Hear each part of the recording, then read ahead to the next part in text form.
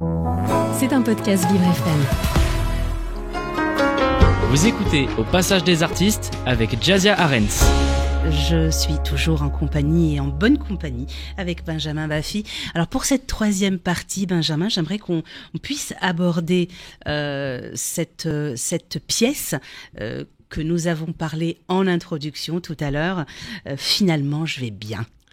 Alors finalement, je vais bien. Ça parle d'un patient qui s'appelle Carl-Étienne Gaufrin, qui est atteint aussi, lui, de névrose, de problèmes d'anxiété, qui va voir un psychiatre spécialiste dans les problèmes d'anxiété, qui s'appelle le docteur Jean-Emmanuel Vertougovenheim.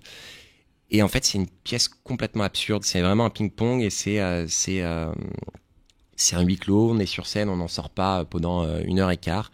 Et c'est complètement absurde. C'est un peu du billard. C'est un mélange de... Moi, c'était très compliqué quand j'ai commencé à prendre le texte parce que déjà on était vraiment que deux sur scène. Ça n'arrête pas. On a vraiment des pavés. Et puis c'est vraiment un truc où si on n'est pas dans l'énergie, si on n'est pas l'un avec l'autre, il se passe rien. Donc c'était un vrai travail d'écoute et la pièce, en tout cas. Fait du bien aux gens. C'est un peu les retours qu'on a sur le fait qu'on essaie vraiment de jouer au maximum sur l'instant, sur le moment, et du coup il y a vraiment un truc qui se passe, quoi. C'est un ping-pong entre le public et nous, et je trouve qu'en tout cas on essaye du moins de faire quelque chose qui parle aux gens, quoi. Et elle est née comment, cette pièce de théâtre ? C'est Julien Gobin qui était venu voir la pièce Une fille pour deux, que j'avais écrite avec Jérémy Duval, et puis il m'a proposé cette pièce-là. Du coup, je l'ai lue. J'ai pas tout compris quand je l'ai lue, parce que je me suis dit waouh, c'est un morceau, c'est compliqué. Il y a vraiment des trucs. Et puis on a commencé à faire des lectures ensemble, plusieurs lectures, et puis ça a commencé à prendre forme, et on s'est dit il y a vraiment un truc à faire, et puis la pièce s'est montée, et voilà. Et ça, on le sent tout de suite lorsqu'on est dans une première lecture. On se dit il y a quelque chose à faire, ou alors on laisse tomber. Est-ce qu'il y a une espèce d'intuition d'artiste qui dit tiens, je vais y aller, que ce soit votre projet ou un projet qui vient d'un autre artiste, ou à un moment donné on se dit on y va et puis on verra. Est-ce qu'il y a une espèce d'intuition ? Moi, je me suis dit en fait, j'ai trouvé la pièce géniale, mais je me suis dit putain, c'est peut-être pas pour moi, ou je sais pas si je vais réussir à faire. Enfin, je sais pas. Pourquoi ça paraissait compliqué pour vous ? C'était pas mon univers, l'absurde, c'est pas quelque chose. Et finalement, je l'ai relu, je me suis dit c'est aussi ça le métier de comédien, c'est pas qu'être dans des rôles au début assez confortable dans un chausson. Bien sûr, il faut parfois sortir de sa zone de confort. Ouais, et il y a un côté un peu british aussi dedans, dans l'absurde, quelque chose d'assez de très théâtral et de très quand c'est limite cartoon à des moments, et quand c'est fait en étant très précis et en l'ayant travaillé, ça donne un truc assez magique, et que je prends vraiment plaisir à faire. Et puis voilà, donc on s'est dit non, c'est vraiment avec le travail et à force de lecture qu'on a réussi à aboutir à aujourd'hui, quoi. Alors vous jouez où ? Vous êtes au théâtre de 10h en ce moment ? Ouais, on est pour cette pièce-là en tout cas. Théâtre de 10h, exactement. Et alors à quelle heure ? Dites-nous en plus Alors on est les dimanches à 17h30, et à partir de la mi-mai, on sera le vendredi soir à 20h. Donc regardez, checkez sur les sites de réservation du théâtre de 10h pour la pièce Finalement je vais bien, parce que les horaires vont changer, quoi. Il reste 3 dates, il me semble, à 17h30 le dimanche. Bon, c'est parfait. En tout cas, moi, j'aimerais qu'on puisse, avant de vous quitter, Benjamin, j'aimerais qu'on savoir, lorsque nous travaillons sur une pièce de théâtre, est-ce qu'il est plus simple d'être à deux, ou est-ce que c'est beaucoup plus facile pour les uns et les autres de travailler quand on est nombreux sur scène ? Ça dépend ce qu'on fait, ça dépend comment on le fait. Il y a pas de règle.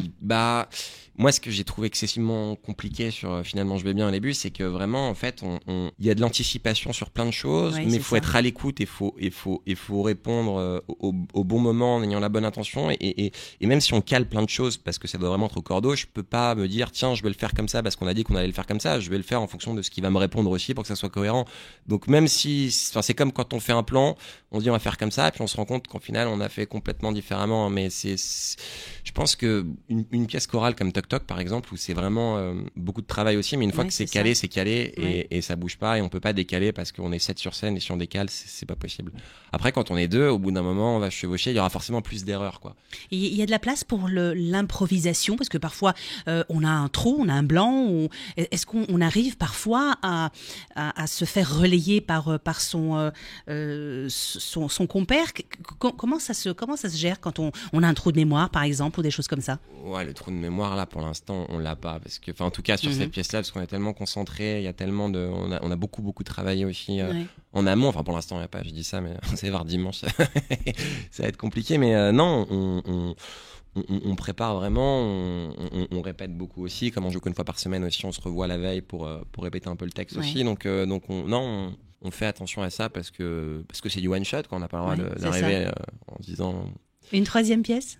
Une troisième pièce? Oui. Parce que là, actuellement, on parle de votre actualité. Donc, il y a une troisième pièce, même si on en a parlé comme ça brièvement.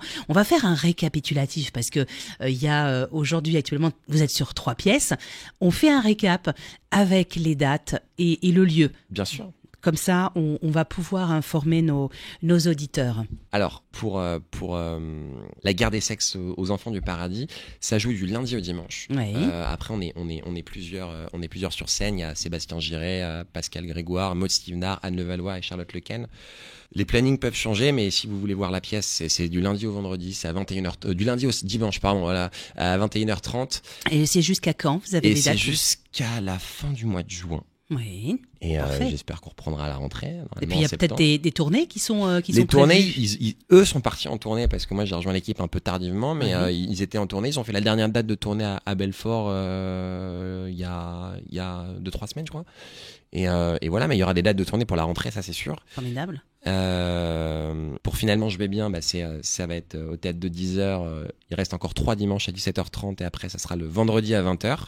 Et pour Paris-Barbès Tel Aviv, il faut absolument aller voir celle-ci aussi parce que on n'en a pas beaucoup parlé, mais effectivement moi j'y suis allée il y a quelques années et pareil, j'avais même fait un petit micro-trottoir et les gens étaient morts de rire et c'est vrai que ça fait du bien. Bah ouais, mais c'est assez. Pour la petite anecdote avec cette pièce finalement, Paris-Barbès Tel Aviv, pardon. Une fois, il y avait, on était en tournée à Nice et il y a une personne qui s'est levée en disant, vous pouvez pas dire ça, c'est pas drôle, c'est pas machin, etc. et tout. Enfin, c'est pas cet humour-là, c'est pas possible. Du coup, on s'est arrêté. On a dit au monsieur que vous aimiez pas la pièce, on le comprend complètement, il y a pas de problème. Alors ça, que vous trouviez ça nul, il y a aucun souci. Par contre, quand vous dites que ça va trop loin, que c'est pas bien, que c'est pas possible, sur scène, il y a un musulman pratiquant, un juif pratiquant et un catho. Voilà. Donc c'est-à-dire qu'on est 3, on est amis dans la vie, on se voit tout le temps, on bouffe ensemble, on va boire des verres et s'il y a bien un truc qu'on peut pas dire, c'est que ça va trop loin ou que c'est raciste, machin. Parce que s'il y a bien un truc qui est synonyme de vivre ensemble, c'est notre troupe. Et voilà. Donc c'était ce que je lui ai dit. Donc j'étais assez fier de lui avoir dit ça parce que et toi, je me suis dit, il y a de quoi. Et puis si on peut rire ensemble, on peut vivre ensemble. Voilà, évidemment. C'est une certitude. Bah c'est sûr, mais c'est surtout que quand on dit ce qu'on pense, qu'on désamorce, on peut dire ce qu'on veut et voilà, et les gens le comprennent très bien. Et c'est quand on dialogue, il y a pas de souci. Et du coup pour Paris-Barbès, c'est les jeudis et du jeudi au dimanche au théâtre Le République à 20h et les dimanches à 18h. Et c'est jusqu'à quand? C'est jusqu'à la fin du mois de juin. C'est parfait. Et puis après, on pourra partir en vacances tranquillement. Et bah ouais. Après avoir bien travaillé.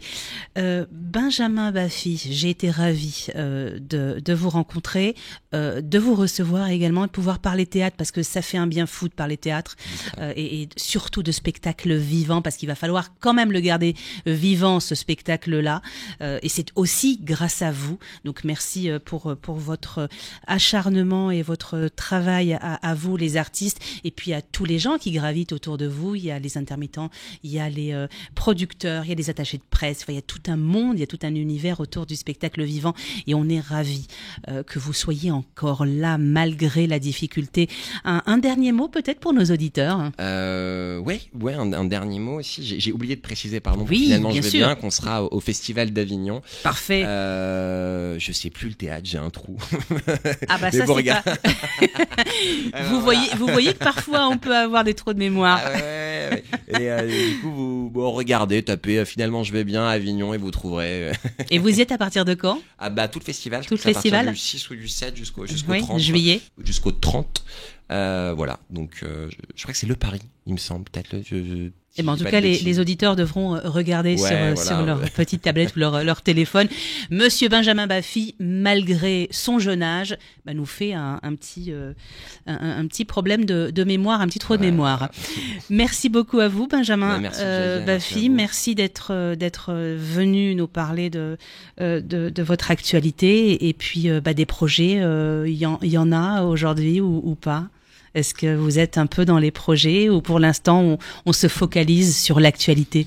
Non, il y a des projets, il y a des pièces en préparation. On a une lecture d'une pièce là. J'ai une lecture d'une pièce au mois de mai. Donc non, il y a des projets, bien sûr. Il y a des projets pour le théâtre. Il y a plein de projets, voilà. Après, on va voir ce qui se passe. On va voir. Bon finalement, tout va bien. Oui. De toute façon, il n'y a pas tellement le choix. Hein. Merci beaucoup, Benjamin. Merci, Jazia. C'était un podcast Vivre FM.